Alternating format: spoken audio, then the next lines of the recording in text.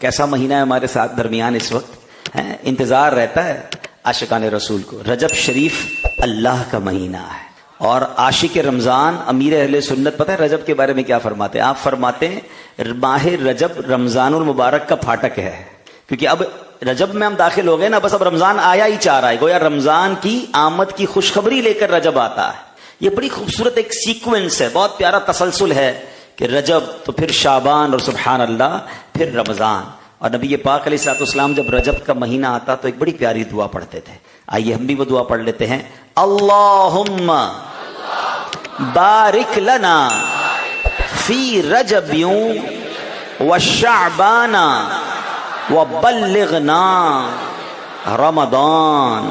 اے ہائے، ترجمہ کیسا ہے؟ ترجمے سے کے ساتھ بھی دعا کر لو۔ اے اللہ پاک تو ہمارے لیے رجب اور شعبان میں برکتیں عطا فرما اور ہمیں رمضان تک پہنچا، آمین آمین بجاہ النبی الامین۔ سبحان اللہ۔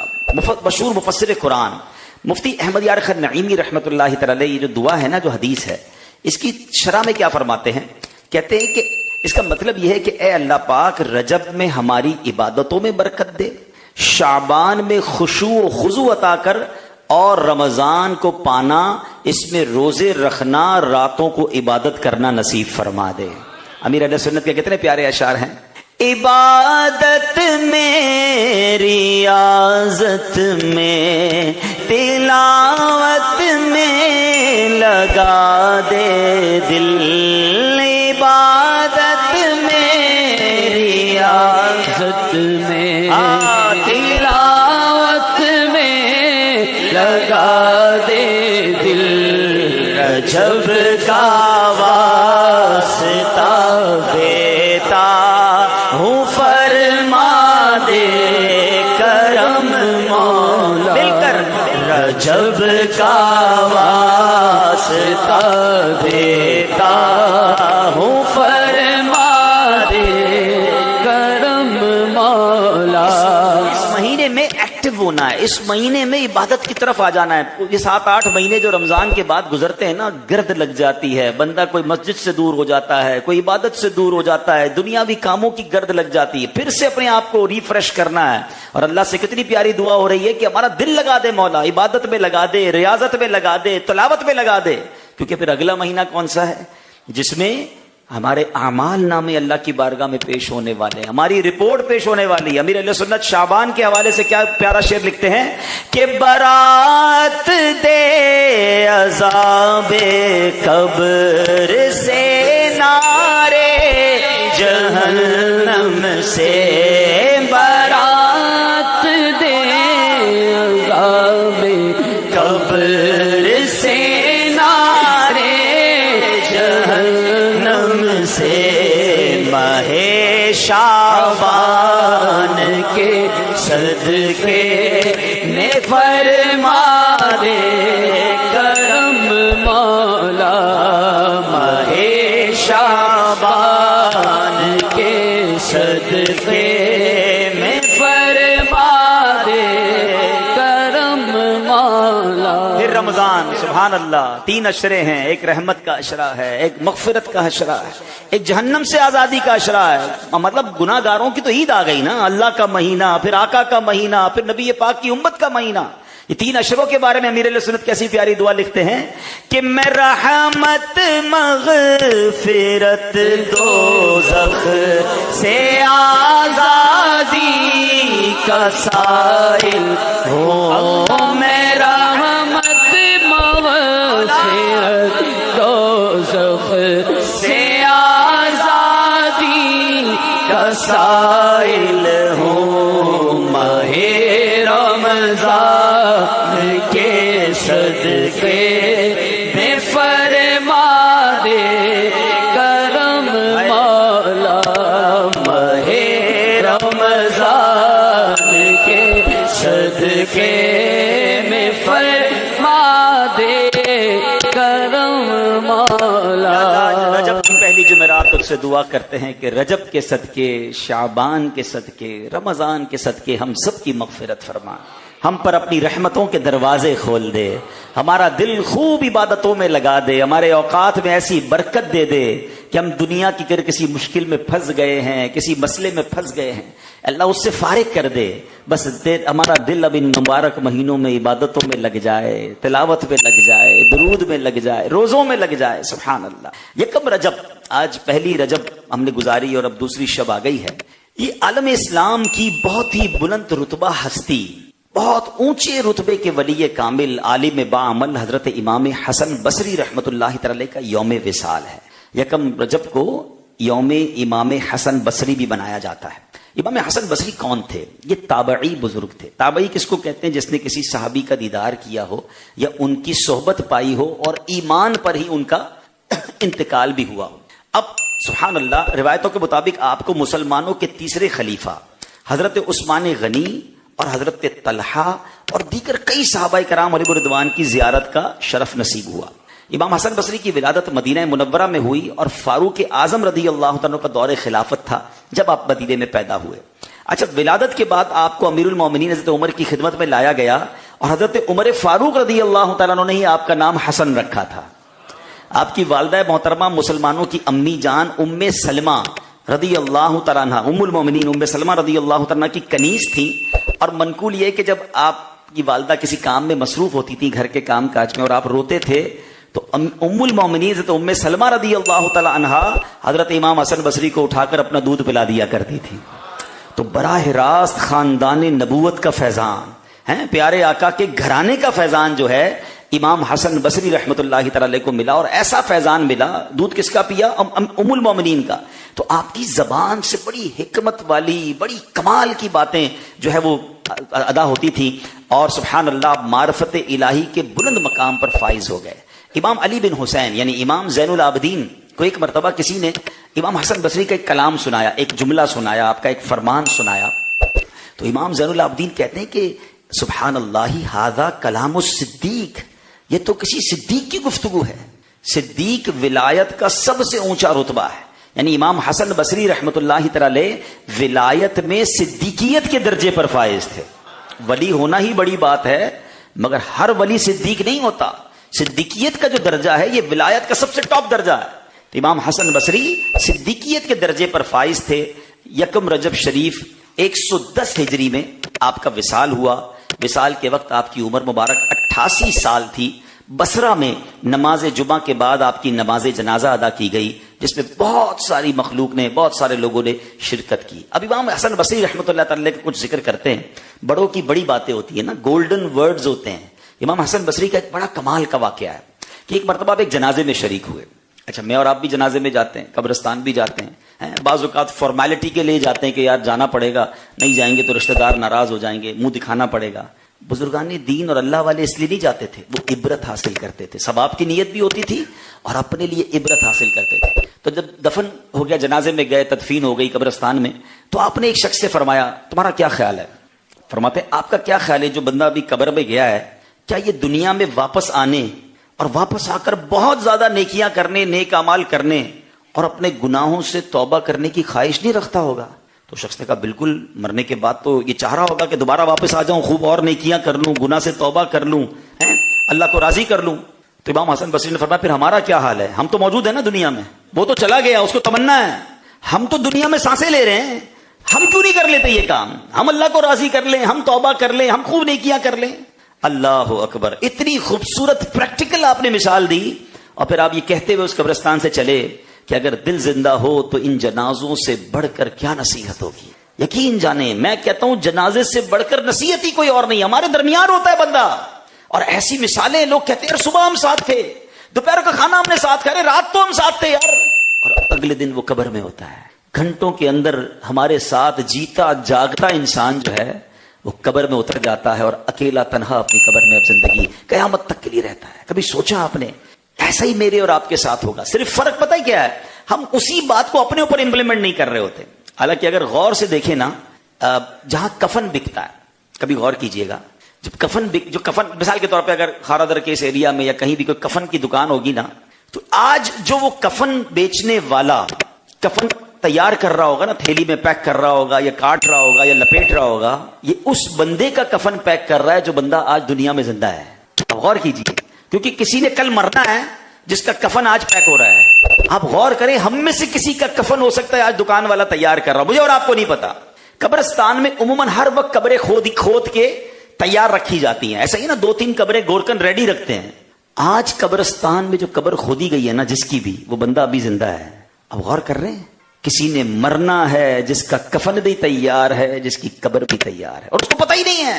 وہ گھوم رہا ہے, وہ پھر رہا ہے, وہ مزے کر رہا ہے. اگر تو نیک ہے پھر تو ٹھیک ہے, لیکن اگر گناہوں میں غرق ہوا ہے تو اسے پتہ ہی نہیں کہ آج کی رات کہاں گزرنی ہے, کل کی رات کہاں گزرنی ہے. شاعر لکھتے ہیں نا, وہ ہے عیش و عشرت کا کوئی محل بھی, جہاں طاق میں ہر گھڑی ہو اجل بھی, بس اب اپنے اس جہل سے تو نکل بھی, یہ جینے کا اپنے انداز بدل بھی, جگہ جی لگانے کی دنیا نہیں ہے, یہ عبرت کی جا ہے تماشا نہیں. ہمیں پتہ ہی نہیں کب دنیا سے چلے جائیں گے.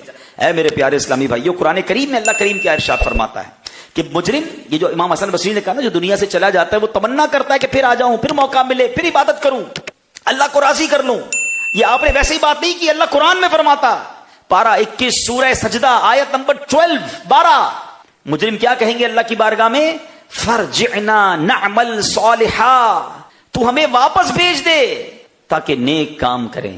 یہ کون کہہ رہا ہے؟ جو مر گیا ہے, دنیا سے چلے گئے ہیں, کہ کاش ایک بار پھر دنیا میں جانا نصیب ہو جائے. اب تو ساری زندگی نیکیوں میں گزاریں گے, نیکیوں میں دن رات صرف کریں گے, ایک بھی گناہ نہیں کریں گے, مگر اب پچھتائے کیا ہوت جب چڑیا چگ گئی کھیت. مرنے کے بعد کیوں خیال آیا ہے؟ کیونکہ پتہ کیا ہوگا, ایگزیکٹلی معاملہ کیا ہوگا. جب انسان مرتا ہے نا, تو مرتے وقت ہی اسے پتہ چل جاتا ہے میرا انجام کیا ہو رہا ہے.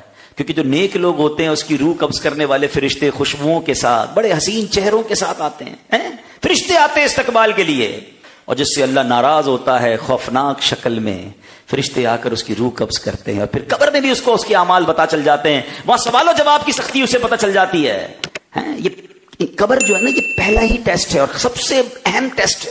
آپ کو پتا ہے حضرت عثمان غنی رضی اللہ تعالیٰ قطعی جنتی ہے نا, آپ تو ذوالنورین ہیں, پیارے آقا سے کئی بار جنت خریدی ہے, کتنے کمال کی شخصیت ہیں, مگر آپ کے کمال کا انداز تھا. آپ کے سامنے جہنم کا ذکر ہوتا, آپ کے سامنے محشر کا ذکر ہوتا, آپ اتنا نہ روتے تھے. مگر کبھی قبر کی بات ہوتی تھی نا, یا قبرستان جاتے بہت روتے تھے, داڑھی آپ کی آنسو سے تر ہو جاتی تھی. تو لوگوں نے کہا حضرت یہ آپ قبر کی بات پر اتنا کیوں روتے ہیں, قبرستان میں کیوں اتنا آپ کی آنکھوں میں آنسو آ جاتے ہیں؟ کیا کمال کی بات فرمائی. فرماتے یہی پہلی منزل ہے, جس کی یہ کامیاب ہو گئی اس کی اگلی منزلیں بھی کامیاب ہو جائیں گی. جو ادھر ہی مارا گیا, جو ادھر ہی پھنس گیا, وہ آگے کیسے کامیاب ہوگا؟ تو یہاں ایک کوشچن ہے, ہم سب, ہر بندہ اپنے آپ سے سوال کرے. میں پہلے ایک سوال کرتا ہوں, پھر اس کے بعد ایک اور سوال کرتا ہوں. پہلے ایک سوال یہ کر لیتے ہیں آپس میں کہ ہم میں کوئی ہے جس کو پتا ہے میں نے کب مرنا ہے؟ کسی کو بھی نہیں پتا. اچھا, کوئی ہے جس کو یہ پتا ہے کہ جناب میں کئی سال زندہ رہوں گا؟ ہمیں تو یہ بھی نہیں پتا کہ کل جمعے کی نماز ہم مسجد میں آ کے پڑھ پائیں گے, یا کل جمعے کے بعد ہم میں سے کسی کا جنازہ ہونا ہے. کسی کو نہیں پتا نا. تو جب پتا نہیں ہے تو اٹ مینز میں آج بھی مر سکتا ہوں. ٹھیک ہے نا, اس کا مطلب تو میں آج بھی مر سکتا ہوں نا. اب سوال ہے کہ اگر میں آج قبر میں جاؤں گا, مر گیا, تو میری قبر جنت کا باغ بنے گی یا دوزخ کا گھڑا بنے گی؟ ہاں, یہ بات یاد رکھیے گا. پاکستان میں بہت سارے لیونگ اسٹینڈرڈ ہیں, بہت سارے علاقے ہیں. مثال کے طور پہ اس وقت میں اولڈ سٹی ایریا میں ہوں, یا مڈل کلاس لوگ رہتے ہیں, ٹھیک ہے نا. لیکن تھوڑا اور آگے میں چلا جاؤں جہاں پر بالکل غریب لوگ رہتے ہیں, یا بہت زیادہ اندر چلے جائیں جہاں جھوپڑیاں وغیرہ ہیں, تو وہ اس سے بھی لوور کلاس کے لوگ رہتے ہیں. تھوڑا آگے گارڈن وغیرہ کی طرف چلے جائیں تو لوگ کہتے ہیں اپر مڈل کلاس کے لوگ رہتے ہیں. آگے جناب ہم ڈیفینس وغیرہ کی طرف سے لوگ کہتے ہیں اپر کلاس کے لوگ رہتے ہیں. ایسے ہی نا, بلڈنگ میں رہتے تو میں سمجھ آ جاتا ہے یار یہ فلیٹ میں رہ رہا ہے تو اتنے کا فلیٹ ہے تو اس طرح کی پارٹی ہوگی. نہیں جناب, بنگلے میں رہتا ہے تو اور مالدار ہے.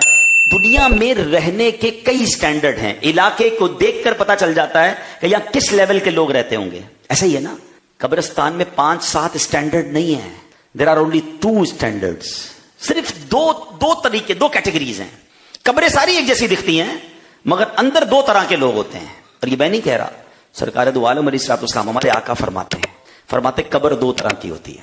یا تو جنت کے باغوں میں سے ایک باغ ہوتی ہے, یا تو دوزخ کے گھڑوں میں سے ایک گھڑا. کوئی اور تیسری کیٹیگری نہیں ہے کہ نہیں جناب جنت کا باغ بھی نہیں ہے, دوزخ کا گھڑا بھی نہیں ہے, نارمل مٹی کی قبر ہے. نہیں, ہر قبر کے اندر یا تو عذاب ہو رہا ہے, یا وہ مزے میں ہے, یا وہ جنت کی نعمتوں میں ہے. اب سچے دل سے جتنے مجھے میرے بھائی یہاں سن رہے ہیں, اور جو مجھے لائیو سن رہے ہیں, یا جو مجھے بعد میں سنیں گے, وہ اپنے آپ سے ایک سچا سوال کریں اور سچا جواب دیں. مجھے نہ دیں, اپنے آپ کو جواب دیں کہ میں جیسی زندگی گزار رہا ہوں, اگر میں مر گیا تو میری قبر جنت کا باغ ہوگی یا دوزخ کا گڑھا؟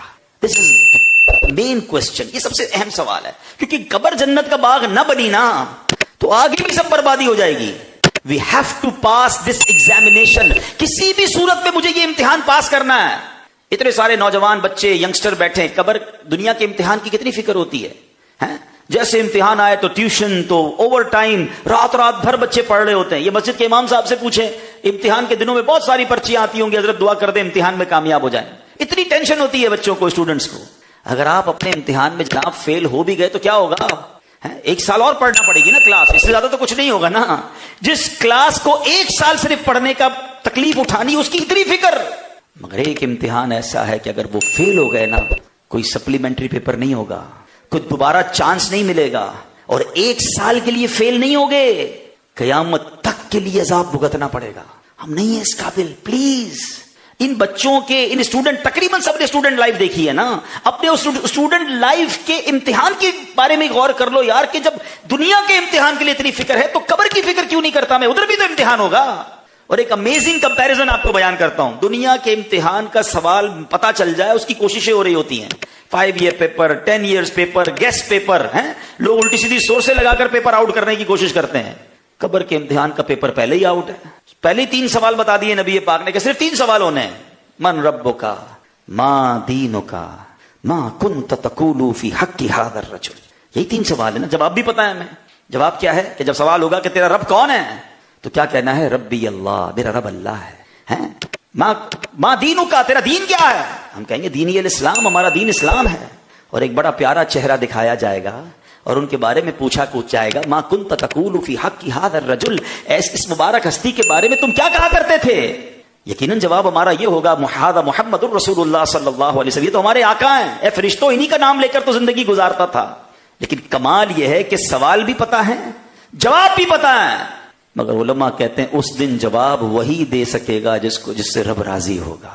جو اللہ کو ناراض کر کے یا خدا نہ خواستہ ایمان ہی گوا کر قبر میں گیا ہوگا, تو وہ کہے گا ہائے ہاتھا لا ادری, ہائے افسوس میں کچھ نہیں جانتا. بتاؤ اس امتحان کی کتنی فکر ہونی چاہیے کہ وہ پیپر میرا پاس ہونا چاہیے.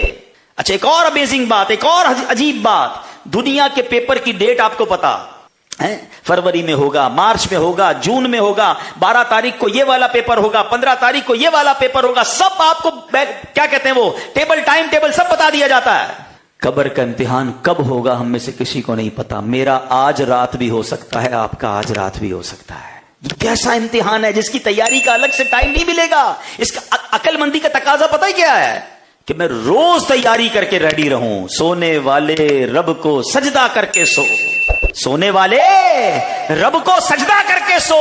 کیا خبر اٹھے نہ اٹھے صبح کو, کیا خبر تیری صبح ہو نہیں اور ہو صبح تو زیر زمین.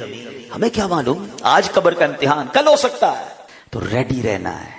ایک اور کمال کا کمپیریزن, دنیا کا امتحان دو تو کئی مہینوں بعد رزلٹ آتا ہے, کئی دنوں بعد رزلٹ آتا ہے.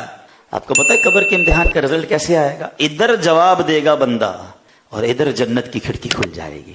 جیسے ہی صحیح جواب ہو گئے نا, جنت کی کھڑکی کھل جائے گی, قبر نور مصطفیٰ سے جگمگا دی جائے گی, جنتی کفن بنا دیا جائے گا. اور کتنی بڑی ہو جائے گی. جو چھوٹے گھر میں رہتے ہیں, بڑے پلاٹ کی تمنا رکھتے ہو, اس کا بڑا گھر, میرا چھوٹا گھر جناب 200 گز کا گھر ہے, اس کا 500 گز کا ہے, اس کا تو جناب 1000 گز کا گھر ہے. اسی فکر میں مر گئے. ارے اگر اللہ راضی ہو گیا نا تو قبر کتنی بڑی ہوگی. آقا فرماتے تا حد نگاہ. انڈرسٹینڈ کرتے ہو تا حد نگاہ؟ کبھی سمندر کے کنارے پہ کھڑے ہو کے دیکھا کرو, اور کبھی بڑے لمبے سے میدان کے کونے پہ کھڑے رہو, آنکھیں کئی کلومیٹر دور تک دیکھ لیتی ہیں. جدھر تک نظر جائے گی قبر اتنی وسیع ہو جائے گی. یوں رزلٹ آئے گا صحیح جواب دینے والوں کا. اور جس نے جواب نہ دیا, ٹائم نہیں لگے گا, اسی وقت اس کی قبر میں آگ بھڑکا دی جائے گی, جہنم کی کھڑکی کھول دی جائے گی. بے نمازی کو آقا فرماتے قبر ایسے دبائے گی, انگلیوں کا اشارہ کر کے فرمایا کہ اس کی پسلیاں ایک دوسرے میں پیوست ہو جائیں گی. ہے کوئی ہم میں سے یہ عذاب سہنے والا؟ آج ادھر اتنا بڑا اجتماع ہو رہا ہے, اللہ نہ کرے کوئی سانپ, کوئی بچھو, کوئی چوہا ہی آ جائے, بگدڑ مچ جائے گی. لیکن بگدڑ جب مچے گی کہ ہمارے پیر ہیں اٹھ کے بھاگ سکتے ہیں نا, مردہ تو اٹھ کے بھاگ بھی نہیں سکے گا, اور اس کے جسم پر سانپ اور بچھو آ جائیں گے. اور کیسے عذاب کے یہ جانور ہوں گے، یہ کیڑے ہوں گے، کیسے برداشت ہوں گے؟ پلیز، باقی ساری باتیں ثانوی ہیں کہ گھر ہے کہ نہیں، تو پیسے ہے کہ نہیں، ترقی ہے کہ نہیں، ویزا ہے کہ نہیں، اور سہولت ہے کہ نہیں، گاڑی کب ملے گی، تو بنگلہ کب ملے گی، سب چیزیں بعد میں ہیں۔ یار قبر میں تو اکیلے جانا ہے، کوئی بچانے والا بھی نہیں ہوگا۔ مجھے ایک بات بتائیں، دنیا کی ہر سہولت ہو آپ کے پاس اور قبر میں کیڑے انتظار کر رہے ہوں، کیا کرنا ہے ان سہولتوں کا؟ اگر حلال کما کر اللہ کو راضی کر کے تھوڑے پر بھی راضی رہ گیا تو انشاءاللہ اگر قبر جنت کا باغ بننی ہے تو وہ نہ ختم ہونے والی زندگی ہے نا، ہزاروں سال، پتہ نہیں کتنے سال قبر میں رہنا ہے، پھر جا کر کب قبر کے بعد محشر، اور انشاءاللہ قبر روشن ہوگی تو محشر میں بھی آسانی ہو جائے گی، اور جنت میں چلے گئے تو دیر از نو اینڈ۔ جنت میں جو چلا گیا نا، قبر کی تو چلے زندگی ایک لمیٹڈ ہے حشر کے دن تک، مگر جو جنت میں گیا قرآن کہتا ہے ہم فیہا خالدون، ہمیشہ ہمیشہ ہمیشہ جنت میں رہیں گے، نہ موت آئے گی، نہ بڑھاپا آئے گا، نہ کمزوری آئے گی۔ تو ہمیں زیادہ فکر کس کی کرنی چاہیے؟ کاش یہ رجب کا مہینہ ہمارے دلوں میں فکر آخرت پیدا کر دے۔ تو آج انشاءاللہ ہم اپنے بیان میں یہ سمجھنے کی کوشش کریں گے کہ ہم نے کچھ چیزوں میں جلدی کرنی ہے۔ ایک مائنڈ سیٹ بن جاتا ہے کہ جناب جلدی کا کام شیطان، بالکل ٹھیک ہے، دنیا کے معاملات میں جلدی کا کام شیطان کا ہے، سوچ بچار کے، تدبر کے ساتھ، سمجھ بوجھ کے فیصلے کرنے چاہیے، مگر آخرت کے معاملات میں جلدی کرنی چاہیے، توبہ کے معاملات میں جلدی کرنی چاہیے اور اس کی فکر کرنی چاہیے۔ آج میں کچھ آپ کو واقعات اور حدیثیں سناتا ہوں۔ پہلے ایک بڑی کمال کی جو ہے نا جملہ سنیے، امام حسن بصری رحمۃ اللہ تعالی علیہ فرماتے ہیں، میں نے کہا نا ان کے الفاظ بڑے گولڈن ورڈ ہیں، اور کیوں نہ ہو ان کی زبان کیوں اثر والی نہ ہو، ام المومنین حضرت ام سلمہ رضی اللہ تعالیٰ عنہا کا جنہوں نے دودھ پیا ہو، ان کی زبان کی فصاحت کا عالم کیا ہوگا۔ سنو، آپ فرماتے ہیں تمہاری زندگی کیا ہے؟ Look at the beautiful way to describe, کیا کہتے ہیں؟ تمہاری زندگی کیا ہے؟ یہی سانس ہی تو ہے، اگر رک جائیں تو تمہارے ان اعمال کا سلسلہ بھی ختم ہو جائے جن سے تم اللہ پاک کا قرب حاصل کرتے ہو۔ اللہ پاک اس شخص پر رحم فرمائے جس نے اپنا جائزہ لیا اور اپنے گناہوں پر چند آنسو بہائے۔ یہ کہنے کے بعد آپ نے قرآن کریم کی ایک آیت تلاوت کی، 16 نمبر پارہ ہے، سورہ مریم ہے، آیت نمبر 84۔ اللہ فرماتا ہے انما نعد لهم عدا، آسان ترجمہ قرآن کنز العرفان، ہم تو ان کے لیے گنتی کر رہے ہیں۔ یہ سانسیں کیا ہیں؟ یہ گنتی ہے، جس دن گنتی پوری ہوئی اس دن زندگی ختم۔ اس سے مراد کیا ہے؟ سانس، اور آخری عدد جان کا نکلنا ہے، پھر گھر والوں سے جدائی ہے اور قبر میں داخل ہونے کی آخری گھڑی ہے۔ اے میرے پیارے اسلامی بھائیوں، بڑی کمال کا ایک شعر میں نے پڑھا کہ یہ جو سانس کیا چیز ہے، اگر یہ سانس آ گئی تو زندگی ہے، اور سانس رک گئی تو بندہ دنیا سے چلا جاتا ہے۔ کاش یہ بات ہمیں سمجھ آ جائے۔ حضرت ابو بکر صدیق رضی اللہ عنہ کا فرمان سنیں، بڑوں کی بڑی باتیں ہیں نا، سنیں۔ کہاں ہیں وہ لوگ، کہاں ہیں وہ خوبصورت چہرے والے جو اپنی جوانیوں پر اترایا کرتے تھے؟ کہاں ہیں وہ بادشاہ جنہوں نے شہر بنائے اور مضبوط دیواروں کے ذریعے ان کو محفوظ کیا؟ کہاں ہیں وہ سپہ سالار، وہ کمانڈر جو میدان جنگ میں کامیابیاں سمیٹا کرتے تھے؟ وقت انہیں زمین میں گاڑ چکا ہے، اب وہ قبر کے تنگ اور اندھیرے گھڑے میں جا پڑے ہیں۔ جلدی کرو، جلدی کرو۔ ابو بکر صدیق فرماتے ہیں ان کاموں میں کیا کرنا ہے؟ جلدی کرنی ہے۔ کہتے جلدی کرو، جلدی کرو، پھر نجات ہے، پھر نجات ہے۔ مگر آج ہمارا لائف اسٹائل کیا ہے؟ یہی تجھ کو دھن ہے، رہوں سب سے بالا، ہو زینت نرالی اور فیشن نرالا، جیا کرتا ہے کیا یوں ہی مرنے والا۔ مرنا ہے نا، کوئی مرنے والا بھی ایسے جیتا ہے کہ ایک ہی دھن ہے، جیا کرتا ہے کیا یوں ہی مرنے والا، تجھے حسن ظاہر نے دھوکے میں ڈالا، جگہ جی لگانے کی دنیا نہیں ہے، یہ عبرت کی جا ہے، تماشا نہیں ہے۔ اچھا، ایک اور بڑی کمال کی حدیث ہے، نبی پاک علیہ الصلوۃ والسلام فرماتے ہیں، جس کا مضمون ہے ہر مرنے والا افسوس کرتا ہے۔ پوچھا گیا حضور گناہگار افسوس کرتا ہے، یہ تو سمجھ آیا، نیک آدمی کیوں افسوس کرے گا؟ مرنے والے تو نیک بھی ہوں گے، گناہگار بھی ہوں گے۔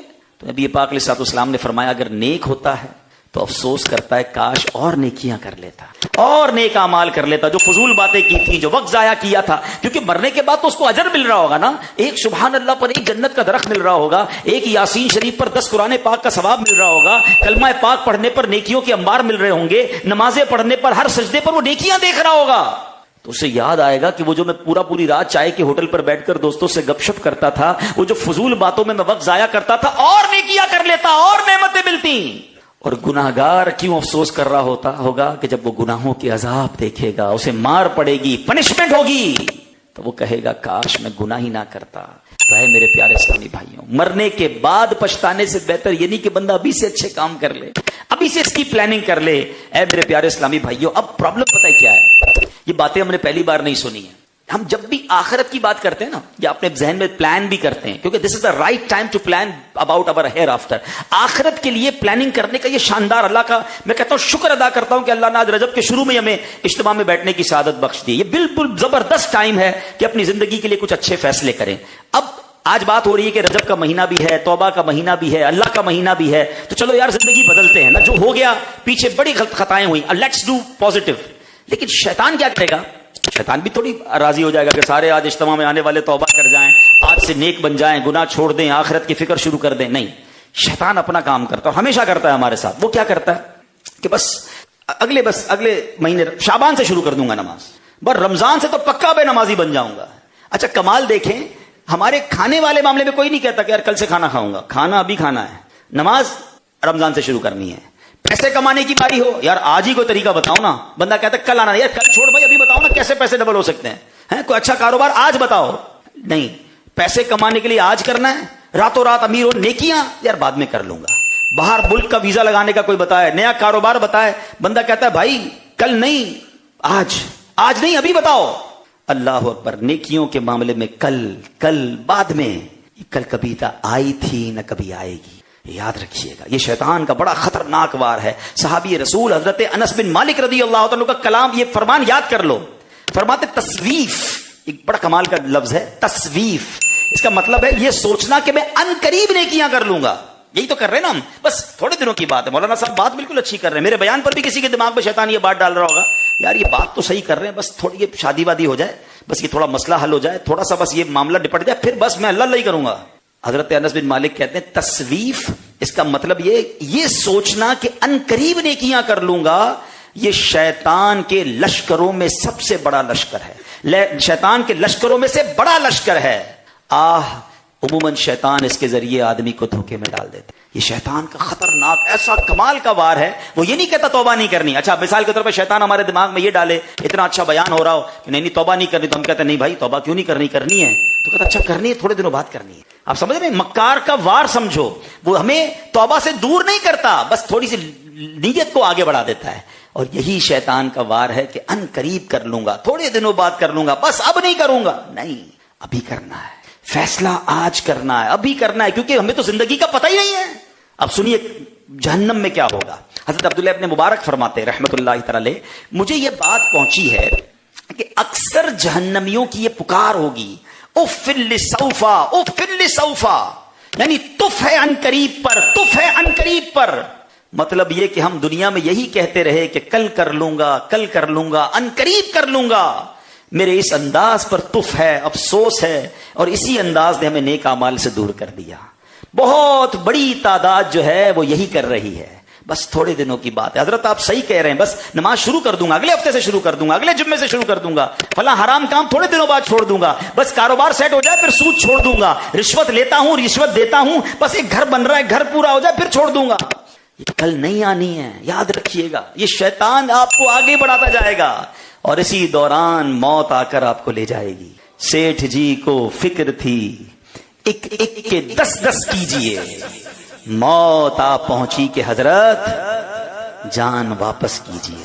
ایسا ہی ہوتا ہے، انسان پلاننگ کر رہا ہے، کئی لوگ قبر میں پہنچ جاتے ہیں اور اسی آسرے پہ قبر میں چلے جاتے ہیں کہ بس شراب تو پی رہا ہوں مگر تھوڑے دنوں میں چھوڑ دوں گا، بس یار تھوڑے دنوں کی بات ہے، جوا چھوڑ دوں گا، وہ تھوڑے دن آتے ہی نہیں ہے، بلکہ گناہ میں اور بندہ پکا ہوتا چلا جاتا ہے۔ یہ ڈیسیشن لینا ہوتا ہے، یہ فیصلہ لینا ہوتا ہے، اور اس میں جلدی کرنی چاہیے۔ یہ وہ کام ہے جس میں جلدی کرنی ہے، جو ہم جلدی نہیں کر رہے۔ اے میرے پیارے اسلامی بھائیوں، اب ذرا غور کیجئے، پیارے آقا مدینے والے مصطفیٰ صلی اللہ علیہ وسلم کا فرمان سنیے۔ میں نے کہا تھا نا میں کچھ کام بتاؤں گا جن میں جلدی کرنی ہوتی ہے۔ نبی پاک فرماتے ہیں 7 چیزوں سے پہلے نیک اعمال میں جلدی کرو، تم کس انتظار میں ہو؟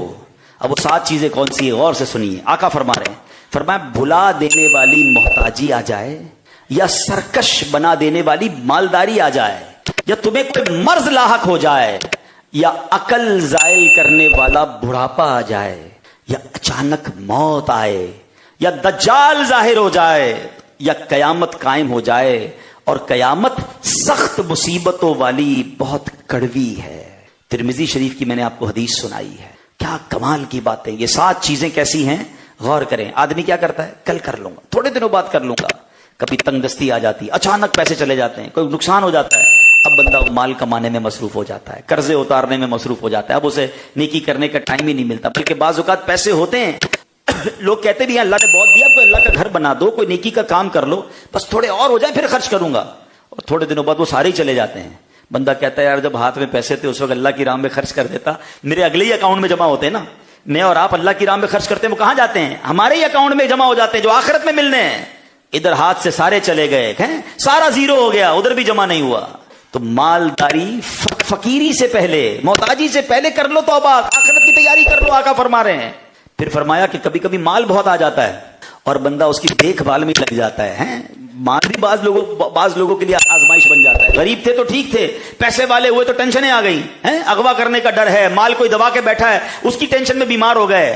تو بعض لوگوں کے لیے ایسی مالداری جو سرکش بنا دے, اللہ اس سے بھی ہمیں محفوظ فرمائے. پھر فرمایا تمہیں کوئی مرض لاحق ہو جائے, بندہ بالکل صحت مند ہوتا ہے, نیکیاں نہیں کرتا, گناہ کیے جا رہا ہے, اور پھر ایسا لاغر ہو جاتا ہے کہ پھر کھڑے ہو کے نماز بھی نہیں پڑھ سکتا. ایسی بیماری آ جاتی ہے کہ پھر تلاوت بھی نہیں کر سکتا. پھر سوچتا ہے کاش وہ جب صحت تھی تو اس میں عبادت کرتا نا.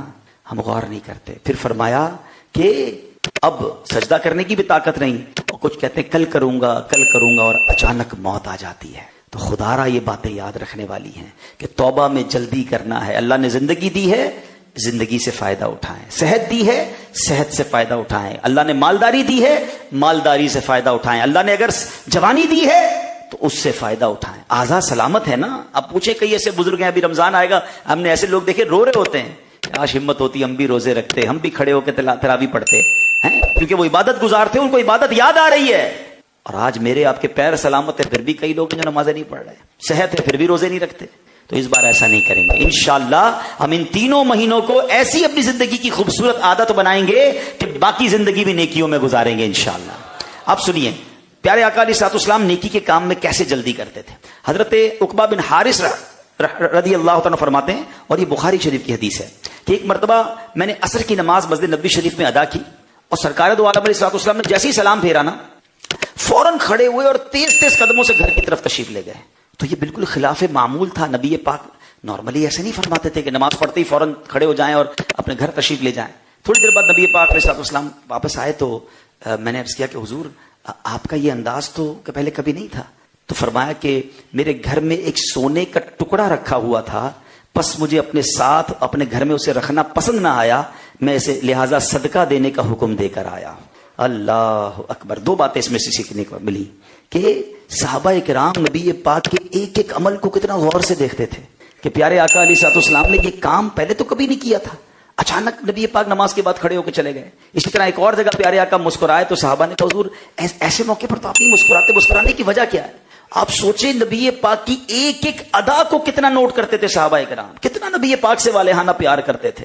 اللہ صحابہ کرام کے بازارات پر کروڑوں رحمتوں کی بارش نازل فرمائے. یہ ان کی مہربانی ہے کہ آج ہمیں نبی پاک کے سارے واقعات مل رہے ہیں, کہ آقا مسکراتے کہتے تھے کیسے تھے, گفتگو کیسے فرماتے تھے, مبارک چلنا کیسا تھا, کھانا کیسا تھا, لباس کیسا تھا, ایچ اینڈ ایوری تھنگ صحابہ کرام دیکھتے تھے, نوٹ کرتے تھے, اور ہم تک یہ ساری باتیں پہنچی. سبحان اللہ. جبھی تو دل سے ہم کہتے ہیں ہر صحابی نبی, ہر صحابی نبی.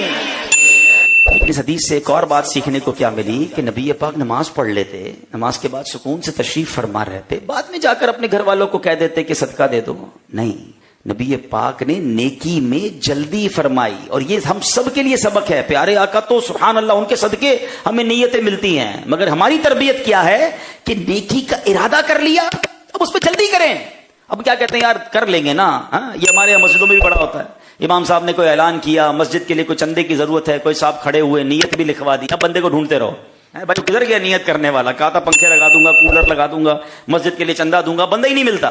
اور ملتا ہے تو پھر وہ جوتے کی سوارا ہوتا ہے, بعد میں آنا. نہیں, اگر آپ نے دیکھیں یہ کیا ہو رہا ہے, یہ شیطان آپ کو ڈیلے کروا رہا ہے, کیونکہ آپ نے نیت کر لی ہے. آپ صدقہ دے دیں گے تو آپ کا اجر ملنا شروع ہو جائے گا. جب بھی کسی نیکی کی نیت کرے نا کہ میں یہ کروں گا, بس کر گزریں تاکہ چینج نہ ہو جائے دل. ایک بزرگ کے بارے میں آتا ہے, واش روم میں گئے, واش روم میں جاتے پھر باہر آ گئے, فراغت نہیں ہوئی, پہلے ہی باہر آ گئے, اور اپنی ایک چادر ایک غلام کو عطا فرمائی, پھر واش روم میں گئے. تو لوگوں نے کہا حضرت آپ वॉशरूम से फारिग होकर सुकून से फिर चादर अता फरमा देते अगर आपने नीयत की थी किसी गुलाम को चादर देने की।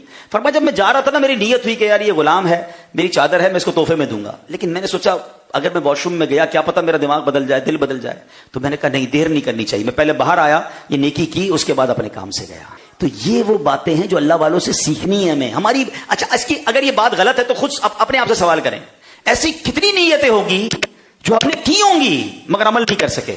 क्यों नहीं कर सके?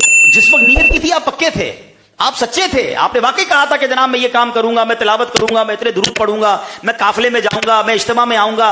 जिस वक्त नॉर्मली हम नीयत करते हैं 80-90% हम पक्के होते हैं, मगर उसमें से 10% पर भी अमल नहीं हो रहा, किसी का शायद 15% पर भी अमल नहीं हो रहा। क्यों? हम उसको डिले करते हैं और शैतान कहता है बाद में कर लेंगे, बिल्कुल जाएंगे काफिले में। लेकिन इसमें लहू बाबुन मिन खैरिन, जिसके लिए भलाई का दरवाजा खोल दिया जाए, फलयंतज़िह, तो उसे चाहिए कि लपक कर उस भलाई के दरवाजे में दाखिल हो जाए। फ़इन्नहु ला यदरी मता युगलक़ु अलैहि, क्योंकि वो नहीं जानता कि ये दरवाजा उसके लिए कब बंद हो जाएगा। ये कमाल की बात है ना, हमें मौका मिलता है, चांस मिलता है। इसका मतलब पता है क्या हुआ कि मुझे मिसाल के तौर पे कोई नेकी करने का मौका मिला, इसका मतलब अल्लाह ने मेरे लिए कोई भलाई का दरवाजा खोला है। लपक के दाखिल हो जाओ। हदीस पाक में क्या फरमाया? मौक बस दाखिल हो जाओ इसमें। आपको लगता है इलाके में कोई मस्जिद बन रही है, कोई मदरसा बन रहा है, आपको लगता है थोड़े पैसे भी हैं और नीयत भी बन रही है कि यार इसमें हिस्सा मिला दूं, अभी दरवाजा खुला हुआ है तुम्हारे सामने, लपक कर दाखिल हो जाओ, देर मत करो, ये अल्लाह की राह में खर्च कर बैठो, अंदर दाखिल हो जाओ, फिर देखो ये बरकतें मिल जाएंगी। वरना हो सकता है ये भलाई का दरवाजा बंद हो जाए। कभी काफिले की नीयत हो रही है, कभी कुरान पढ़ने की नीयत हो रही है, कभी तहज्जुद इज्तिमा की नीयत हो रही है, कभी किसी गरीब की हेल्प करने की नीयत हो रही है, कभी किसी रिश्तेदार के साथ अच्छा करने का जहन बन रहा है। अरे बस नेकी का जहन बने ना। हदीस दोबारा सुन लो, यकीन करें मैंने भी आज पहली बार ये हदीस पढ़ी, ईमान ताजा हो गया। अल्फाज कैसे नबी पाक के, आका फरमाते हैं कि जिसके लिए भलाई का दरवाजा खोल दिया जाए तो उसे चाहिए कि लपक कर भलाई के उस दरवाजे में दाखिल हो जाए, क्योंकि वो नहीं जानता कि ये दरवाजा उसके लिए कब बंद कर दिया जाएगा। कई लोगों के लिए दरवाजे बंद हो गए हैं, मौके मिले थे। अब यहां मैं एक और पैराए में भी बात कर लेता हूं। चलें, दावत इस्लामी की कई जिम्मेदार भी मुझे सुन रहे हैं, बाद में सुनेंगे, इस्लामी बहनें भी सुनेंगी।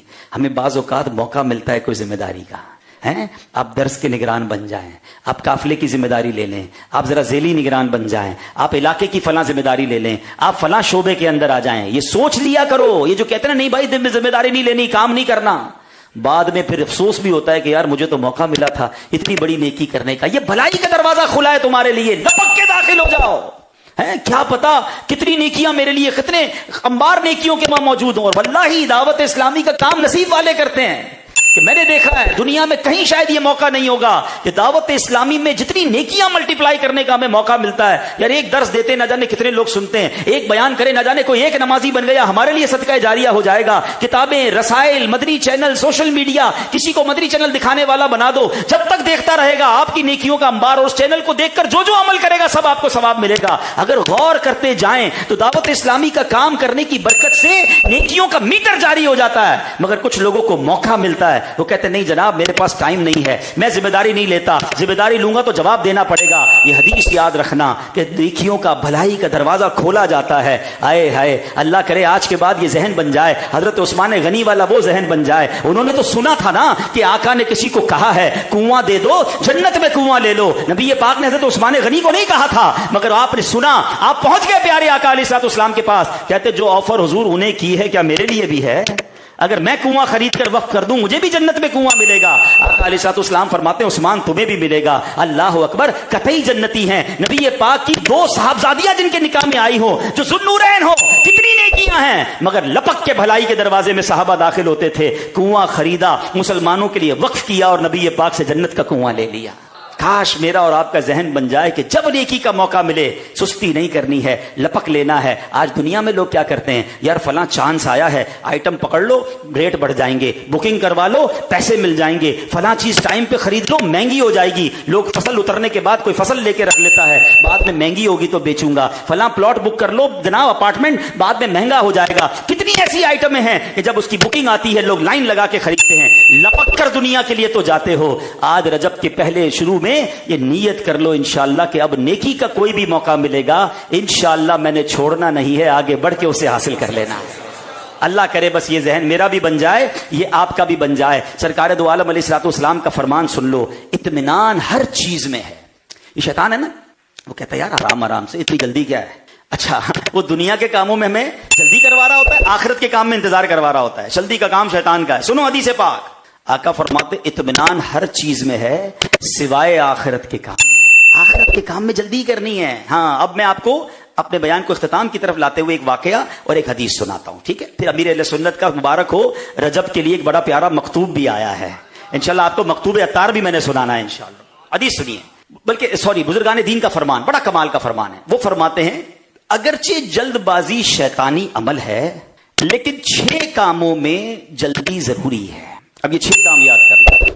فرماتے نماز کی ادائیگی میں جب اس کا وقت ہو جائے، شیطان کیا کہتا ہے، ارے پڑھ لیں گے نا، ابھی تو ٹائم ہے نا۔ کچھ لوگ تو آخری منٹ میں نماز پڑھ رہے ہوتے ہیں اور بعض اوقات قضا ہو جاتی ہے، نماز کا ٹائم ہو گیا فوراً پڑھ لیں، جماعت سے پڑھ لیں اور ادا کر لیں، ٹائم ضائع نہ کریں۔ دوسرا، میت کو دفن کرنے میں جبکہ حاضر ہو، میت آ جائے اب کسی کا انتظار نہیں کرنا ہے، جتنا جلدی ہو سکے میت کو دفن کرے۔ کچھ لوگ کئی دن تک میت کو رکھ رہے ہوتے ہیں، نہیں، بہتر یہ کہ جلدی تدفین کی۔ تیسرا، جب لڑکی بالغ ہو جائے تو اس کی شادی میں جلدی کی جائے۔ چوتھا، قرض کو بھی جلد ادا کیا جائے۔ پتہ چلا کسی سے پیسے لے لیے اور بیچارہ مانگ رہا ہے، کہہ رہا ہے بھائی جلدی کا کام شیطان کا، آرام سے دوں گا۔ نہیں بھائی، قرض ٹائم پہ دینا ہے، اس سے پہلے تو اچھا ہے، جلدی کریں، اگر پیسے آ گئے تو لیٹ نہ کریں۔ پانچواں، جب مہمان آ جائے تو اسے کھانا کھلانے میں جلدی کرنی چاہیے۔ ہاں یہ بھی دیکھیں کیسا مسئلہ ہے، کسی کے گھر جاؤ باتیں ہی کیے جا رہے، کھانے نہیں دے رہے بھائی، تو ٹائم مہمان آ گیا اسے کھانا کھلاتے ہیں۔ مجھے وہ چٹکلا یاد آیا، ایک صاحب کسی کے گھر گئے تو وہ باتیں ہی کیے جا رہے، اس بیچارے کو بھوک لگی ہے، بلایا کھانے پہ تھا، اور طبیعت کیسی ہے، کیا حال ہے، لمبی چل رہی، بولا ابھی آئے گا کھانا، ابھی کھانا ہی نہیں آ رہا۔ جب بہت دیر ہو گئی تو میزبان کہتے ہیں حضرت یہ بتائیں آپ کو کون سی خوشبو پسند ہے؟ تو کہتا ہے مجھے کھانے کی خوشبو بڑی پسند ہے۔ ٹھیک ہے، وہ سمجھ گیا کہ یار یہ بیچارہ اتنی دیر سے بھوکا بیٹھا ہے، تو اب یہ مہمان آ جائے تو اس کو کھانے میں جلدی کرنی چاہیے۔ اور اسی طرح جب گناہ کا ارتکاب ہو جائے تو توبہ میں جلدی کرنی چاہیے۔ گناہ ہو گیا فوراً توبہ، انتظار نہیں کہ جمعے کو توبہ کروں گا بعد میں اجتماع میں کروں گا، نہیں، فوراً توبہ کر لے، کیا پتا توبہ سے پہلے ہی مر جاؤں۔ تو 6 باتیں یاد رکھنی ہے۔ اور پریورٹی، جو میں نے بیان کے شروع میں بات کہی تھی نا، کہ اپنی زندگی کا جو مین مقصد ہے نا، اللہ کی رضا ہونا چاہیے، آخرت کی بہترین تیاری ہونی چاہیے، دنیا ویسی بہترین ہو جائے گی۔ یہ لوگ آج کل کہتے ہیں نا او بھائی دین کے ساتھ ساتھ دنیا بھی دیکھنی چاہیے، ہیں؟ اب جب دین کی طرف بندہ جاتا ہے اس کو یوں سمجھا رہے ہوتے ہیں۔ میں آپ کو ایک سمپل سا سوال کر لیتا ہوں، مجھے بتائیں دنیا کا مالک کون ہے؟ دنیا کا مالک کون ہے؟ آخرت کا مالک کون ہے؟ رحمان الدنیا والآخرہ، اللہ دنیا کا بھی مالک ہے، آخرت کا بھی مالک ہے۔ ایک فارمولہ بتا دوں، اللہ کو راضی کر لو، وہ دنیا بھی اچھی کر دے گا، آخرت بھی اچھی کر دے گا۔ سمپل از دیٹ، کچھ بھی نہیں، اس پہ دنیا کو الگ دیکھیں، دین کو الگ دیکھیں، کچھ نہ کرو بھائی، اللہ کو راضی کرو۔ اب دنیا ایسی گزارو کہ رب راضی ہو جائے، اللہ آخرت بھی اچھی کر دے گا، روزی میں برکت بھی ڈال دے گا، کاروبار بھی اچھا کر دے گا، صحت بھی اچھی کر دے گا۔ ہم کہتے نہیں جب دنیا میں پڑھو تو اللہ کو ناراض کر دیتے ہیں، نہیں، اللہ کو راضی کرنا مین ٹارگٹ، اللہ کے رسول کو راضی کرنا اپنا مین ٹارگٹ کر لو، آپ کی دنیا بھی وارے نیارے ہو جائیں گے، انشاءاللہ آخرت بھی بہتر ہو جائے گی۔ تو پریورٹی کیا ہے؟ اللہ کو راضی کرنا۔ اب سنیے گا جو آخری واقعہ مجھے آپ کو سنانا ہے، کیا کمال کے لوگ تھے اور کیا پیاری سوچ تھی۔